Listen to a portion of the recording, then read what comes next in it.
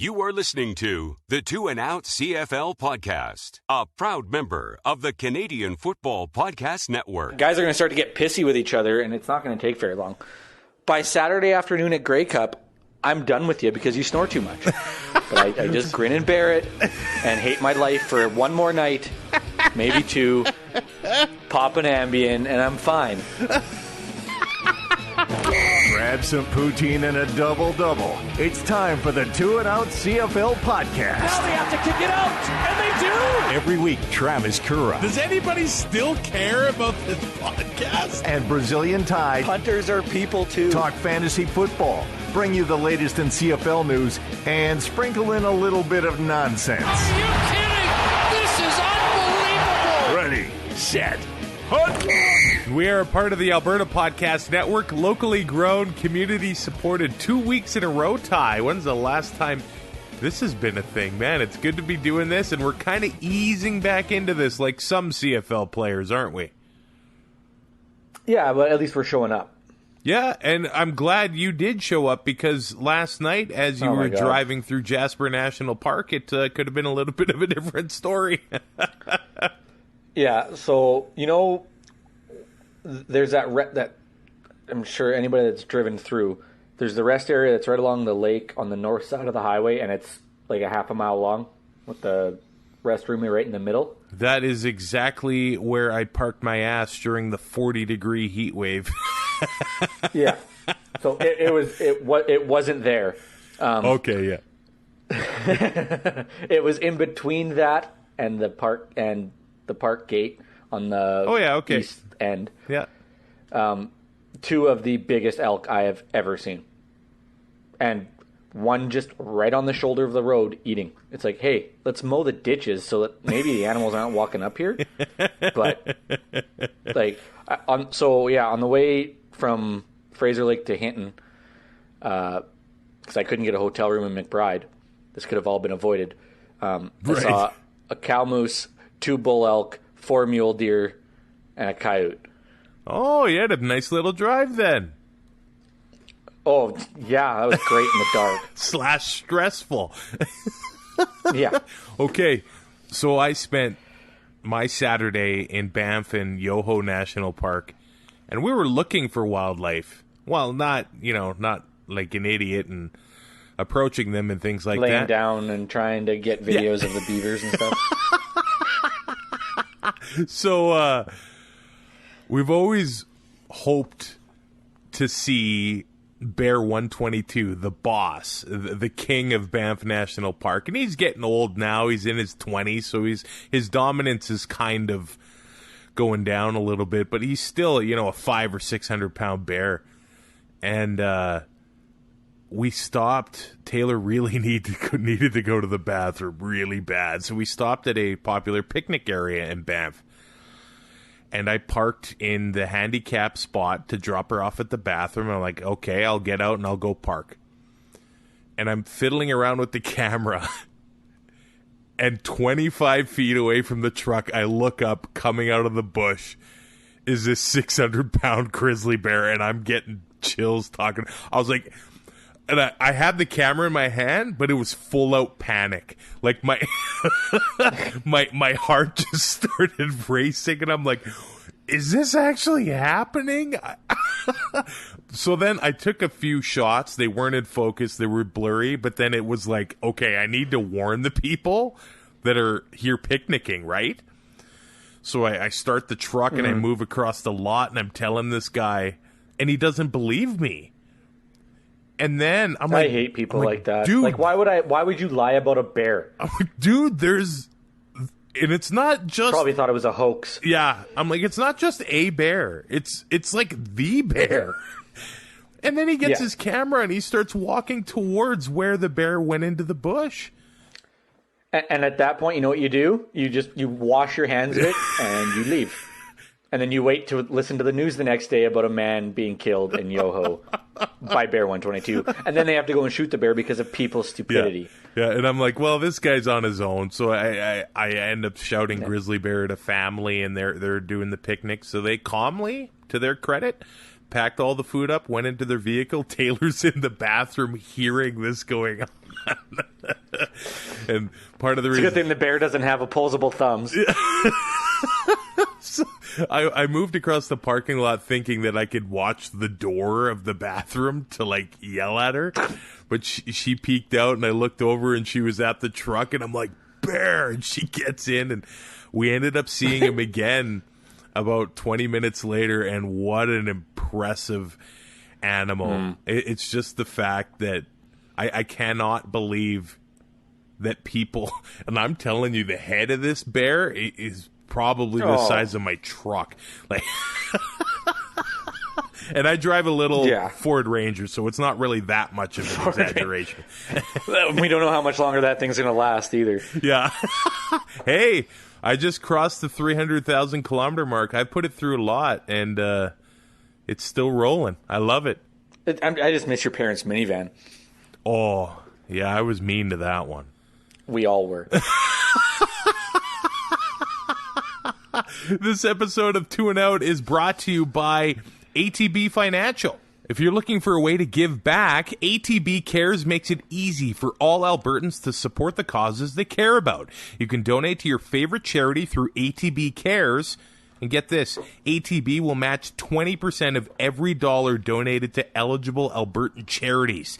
To learn more and to donate, you can visit atbcares.com. In the Huddle with Currah and Ty on the Two and Out podcast. All right, let's get talking about some football again as CFL training camp moves along. It looks like things have got off to a pretty positive start. I guess no pun intended there. With 6,000 COVID tests dished out, both at home before arriving in Canada, and then once they're arrived in Canada and at training camp, there were 10 positive tests. It turns out 3 of them were false positives, so we're not in the bubble.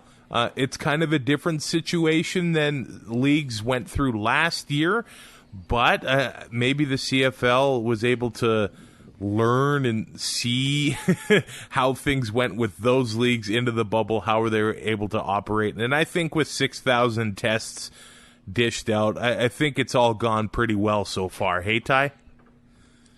Yeah, I mean, guys are going to test positive, and not even know they have it. So, I mean, that's one of the risks you're going to run regardless. And you can't really control. They could have caught it from, somebody on the plane with them. They could get it anywhere. But only having 7 positive, I mean, that's a 0.001.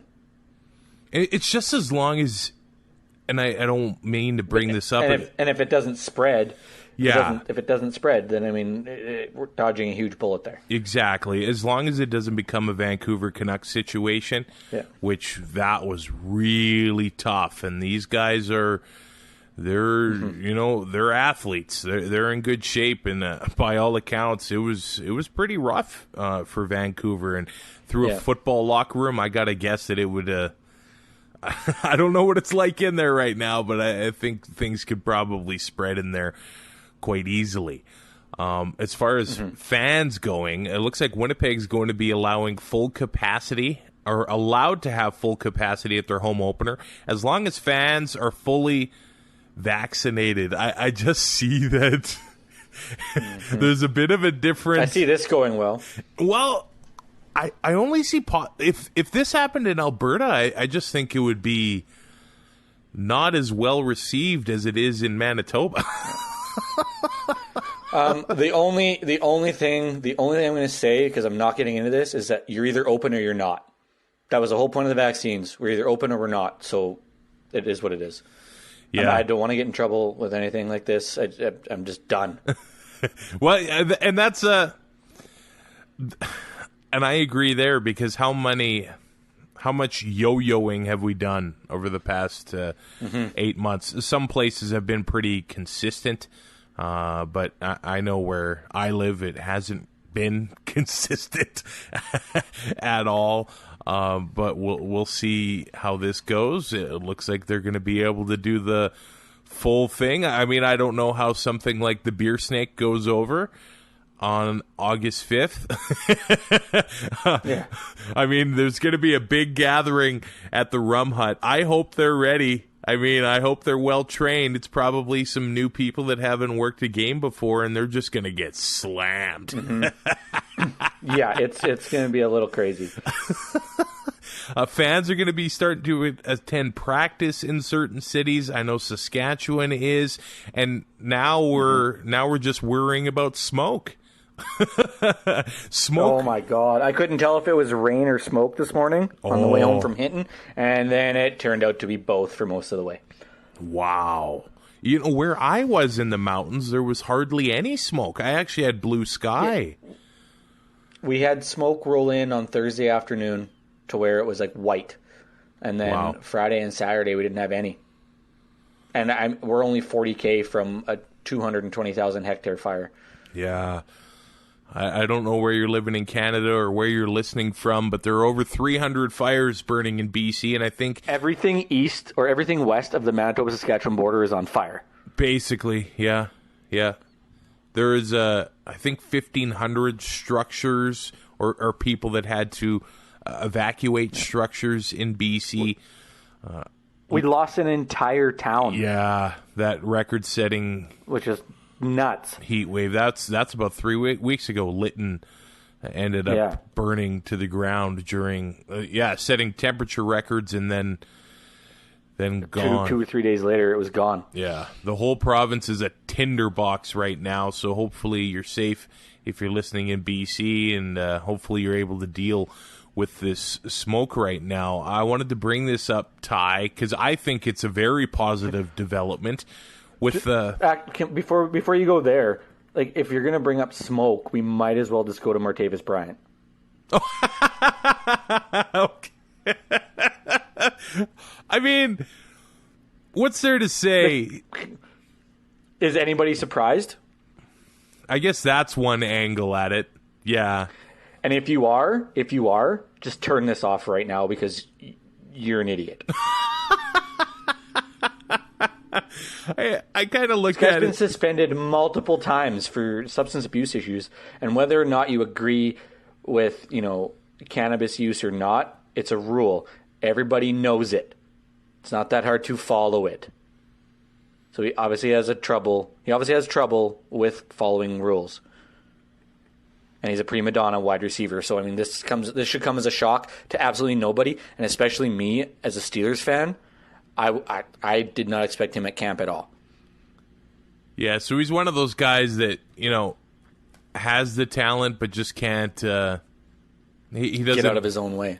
Yeah, that's exactly it. At the same time, for a receiver new to the CFL, actually any player new to the CFL that expects that they can just go to camp and it'll be and make it, they can dominate and then go right back to the NFL. That's just it's a fairy tale. Those guys are freaks.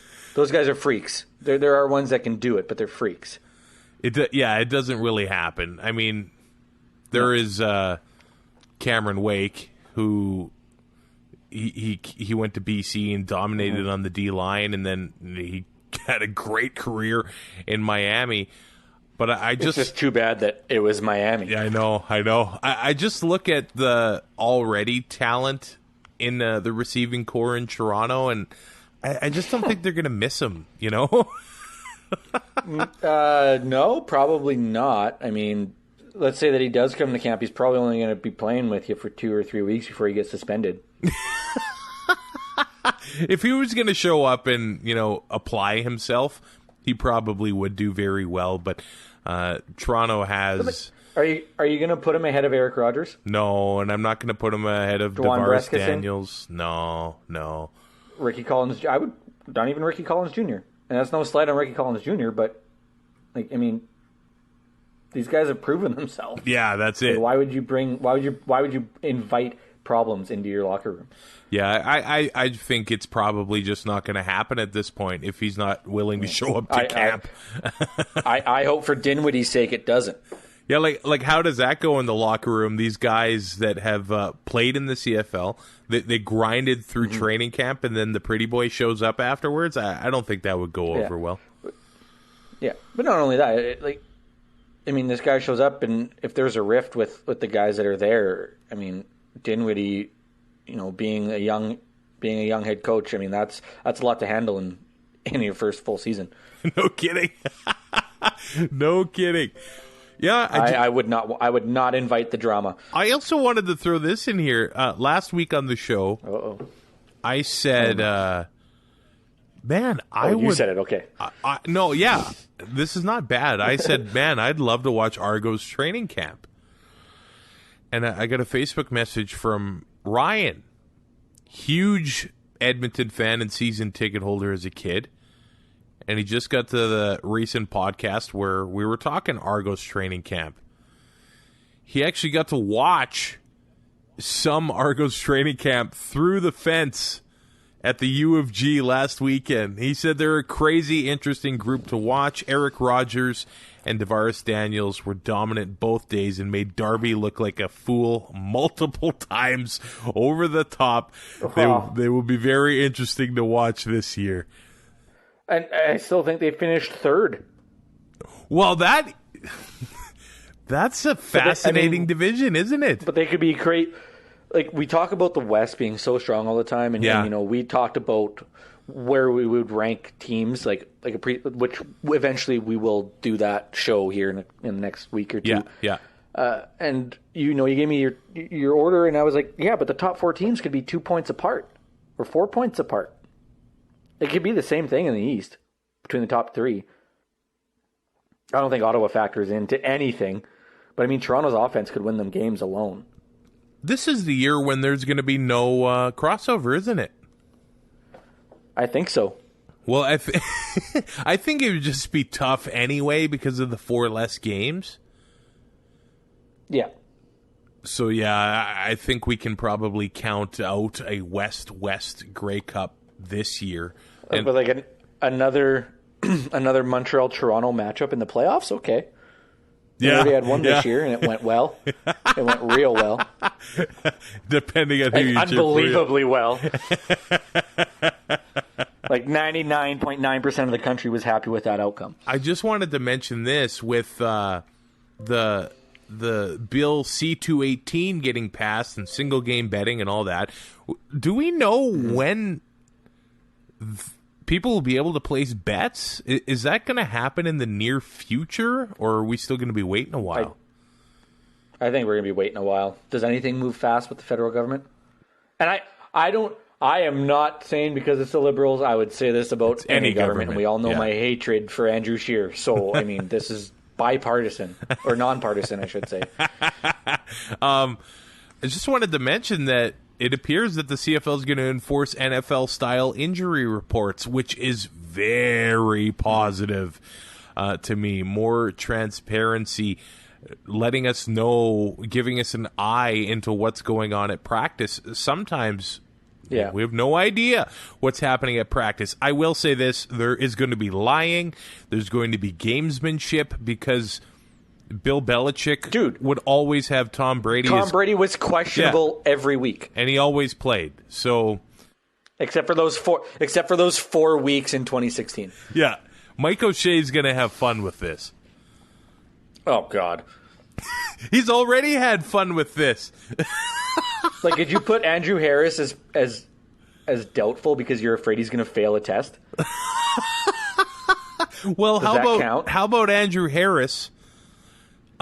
Missing or leaving practice for an appointment, and now he's sitting out for 2 weeks. Yeah. So it clears the system. Just drink lots of water. Well, do a cleanse. Here's an interesting angle, though.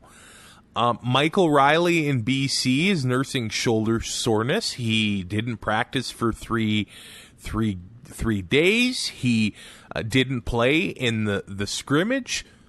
They're saying in Calgary that Bo Levi Mitchell is on a pitch count. They're kind of managing him as well. But these 3 names are going to be the starter in their respective position. There is no preseason games to figure anything out. Why risk them getting hurt in camp? Like, Riley and Bo have been throwing in the offseason. Like, as long as they get the new install in the playbook and they know their offense, I think they'll be okay. These are two of the best quarterbacks we've seen in recent history in the CFL. But also, there's no other opportunities to see who you have behind them if they're just taking all the reps in camp. That too, yeah. I mean, that does help the coaching staff for sure, because these guys they're not penciled in, they're in ink. And I believe this year is the year we start only 2 quarterbacks, or carrying 2 quarterbacks on the game day roster. Yeah, that's happening. That's a big thing. Yeah. So it's not like you can have, well, I don't know which one of these 2 guys is going to be my backup, so we'll just keep them both. No, you've got to make a decision. So that's gonna play into this too a lot. Very interesting wrinkle to training camp this year. Now, also, you brought it up to me that the BC Lions have no starters from their defensive line left from 2019. And I kind of said... To which you replied with, they were crap. So that might be a good thing for the BC Lions. The trenches were a big problem on either side of the ball in 2019. It looks like they're starting from scratch on defense, hey?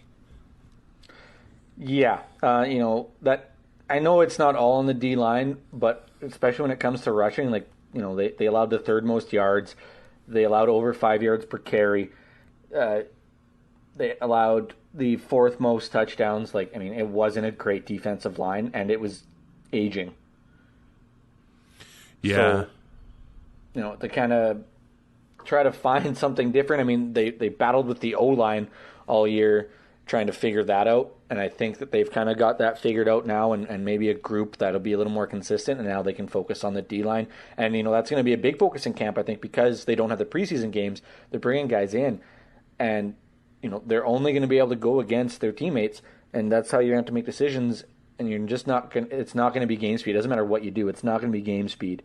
And so to try to, figure out a defensive line and a rotation and all that stuff and get them to work together, I think that we could see it like the O-line last year, where it's going to take some time.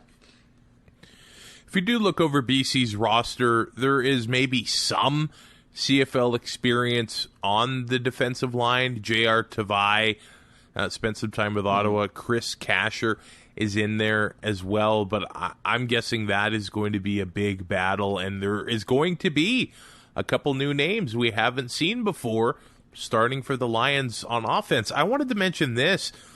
Just scanning over 3downnation.com in the one of those insiders pieces, one of them mentioned that BC and Edmonton are paying their offensive lines the most money out of anybody else in the league. And that one, both of those really need to protect their quarterbacks, especially BC. They need to get it right this year. I don't think the year off helped anybody more than Mike Riley. Well, that's why I was like, oh, he's already got the shoulder soreness. And if you remember 2019... I get shoulder soreness playing video games. It's just poor posture. He's just got to work it out. And he was the last quarterback standing. Which was amazing. I don't know how that was possible. If I took half the hits Riley did in 2019, I'd be done. You took one of the hits he took. That's an experiment I'd like to try, but I'd like Ty to be the quarterback, not me. No. You've seen Jackass. You've seen Johnny Knoxville run a crossing pattern against Jared Allen. I don't want to do that. If you paid me enough, I'd do it. Yeah. You can only get one concussion at a time. Yeah, you can't get 2 in 5 minutes, can you? Oh, yeah, you definitely can. Oh, okay. But if you get one hit, it's one concussion. Oh, yeah. Your brain might, bump up against your skull 8 times in that one hit, but it's still just one concussion. But then if you get hit again, then there's another. Okay, I see another what you're one. saying. And then you're just on the sidelines throwing up, and you don't remember anything, and you're basically Paul Currah playing a game you have no recollection of. Okay. Ticats training camp, we still haven't seen Braylon Addison on the field. Is that something that a situation that you're watching? To a point. I mean, when I read the headline, I kind of chuckled because, there's a joke there, but... Something came up during Braylon Addison's physical examination. That's what she said. But I mean, like, why put him into training camp and aggravate an injury that's obviously nagging if there is something there, and get him back to 100%. You already know what he is. He just needs to get a couple reps in and get up to game shape. It's not like he's trying to make this team. Mm-hmm. Yeah, he's another one of those guys inked in for Hamilton. As far as Ottawa goes, they had Akeem Hunt was going to battle to be their starting running back. He spent time in the NFL with the Houston Texans, ended up getting put on the suspended list, and then he went home. So Ottawa, that running back position is still up for grabs. I know we'd sort of talked about it last week with Brendan Gillanders and Timothy Flanders, who ended up played with stupid sexy Flanders Paul LaPolice before in Winnipeg. But they brought in another guy, played some games for the Los Angeles Rams, Justin Davis, from the NFL. Okay. He had 3 carries. Okay. Well, he did spend time there. He did carry the ball for the Trojans at USC. So he probably made more money at USC than he will in the CFL.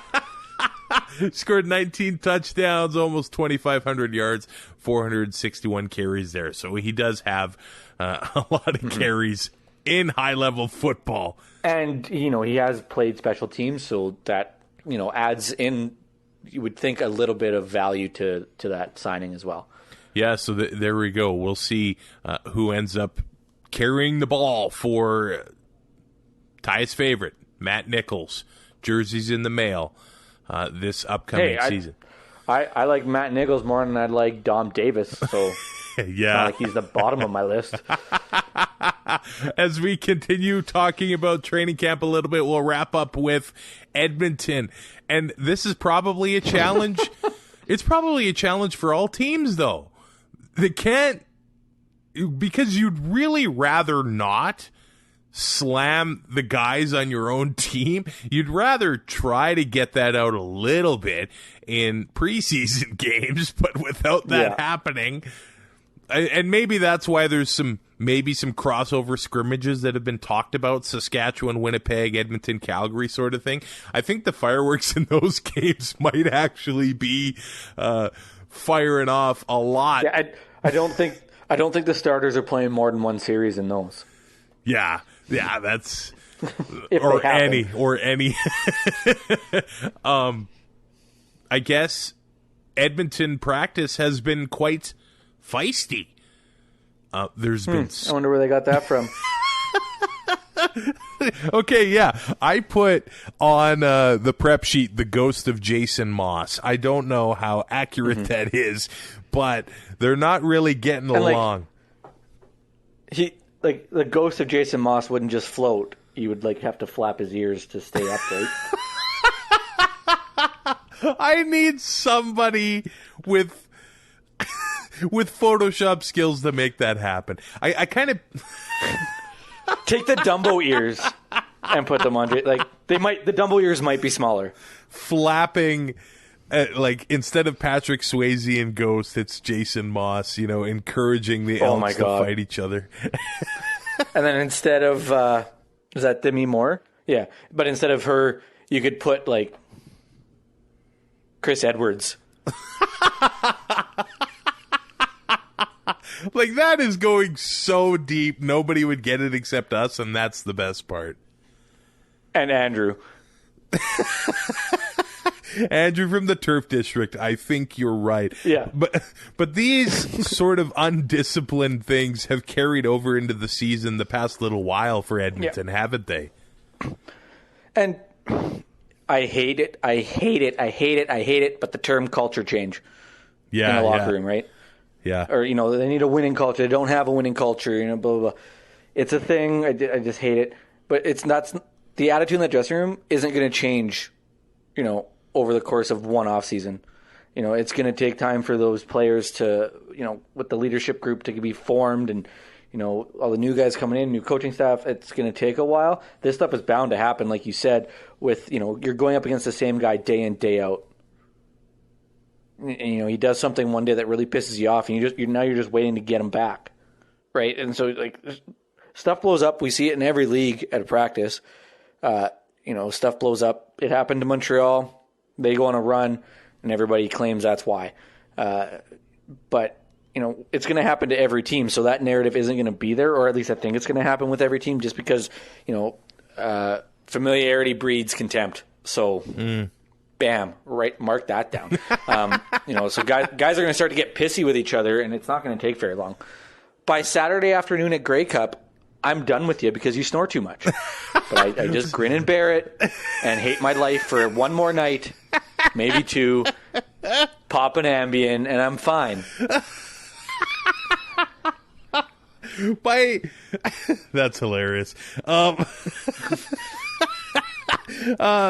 But you're right. It probably is blown out of proportion a little bit because there probably is skirmishes at every single football training camp with, how physical the game is and things like that. And I wouldn't be a very happy camper if I was practicing when it's 35 degrees and half of the air is wildfire smoke either. I tell you that much. So it wouldn't be ideal. Yeah. I don't blame these guys because on one hand you want that fire as well. If you want guys you want guys to compete like that, and you want them to rein in the emotions a little bit, but at the same time you want that physicality and roughness to show up in your game. You don't want them just going through the motions and then, it comes to game one and there's nothing there. Yeah, exactly. All right, this episode of Two and Out brought to you by Roomy. With warmer weather comes yard work, and lots of it. Prune your trees and shrubs, clean your eaves troughs, replace those drafty windows you noticed over the winter, or you can call Roomy. They'll take care of all your outdoor and indoor maintenance while you fire up the barbecue and relax. I mean, that's living the life. Visit roomy.ca. That's RUMI.ca. Or you can call 1-844-777-7864 and let Roomy's trusted local experts take care of your yard. So all you have to do is enjoy it. All right. Another episode of Two and Out is in the books. We're less than 3 weeks away from the start of the CFL regular season? You kidding me? This is real life, man. It doesn't feel real. No. I am on fumes today. Well, yeah. Did you stop at Friesen Brothers in Hinton at least and grab me some cinnamon buns? It was 1:30 in the morning when I got in. Oh, when did you leave? Mountain time. I left at 7:11. By design? No, I wanted to leave by like 4:30, but when you go to bed at 2. You're gonna sleep for 3 hours. Well, I got to the hotel and the open was on and it was live. I'm like, oh, am I even gonna sleep? But I did. I turned off the TV and I was a responsible adult. Nice. Well, good for you. And you came home to your fridge, and how much was in it? 2 Cokes and probably about 35 beer and 2 tubs of margarine. That's all you need. And Nanaimo bars in the freezer. Oh. So, I'm doing okay. And 2, that's 6, 7, 8, 9 rolls of Skol. So, or 9 tins of Skol. So, I mean, I'm set for the week. I'll be okay. The essentials. Yeah. I'm sure we're going to Truck Wagons tonight and tomorrow. I'll eat there. I was guilted into going for a family barbecue on Tuesday, which I'll probably flake on. Wednesday, I think I'm pushing steers, so I'll just grab food beforehand. Thursday, we have ball, so it'll be a liquid supper. And Friday, I think we might be golfing, but I'm going to try to finagle a prime rib supper into that. And then Saturday is just recovery day on the couch and probably skip the dishes. So, I mean, I don't really have to go grocery shopping. Rate, review, subscribe on your favorite podcatcher. We'll talk to you again soon. Thanks for listening. Find more great shows like this at CF Pod Network on Twitter.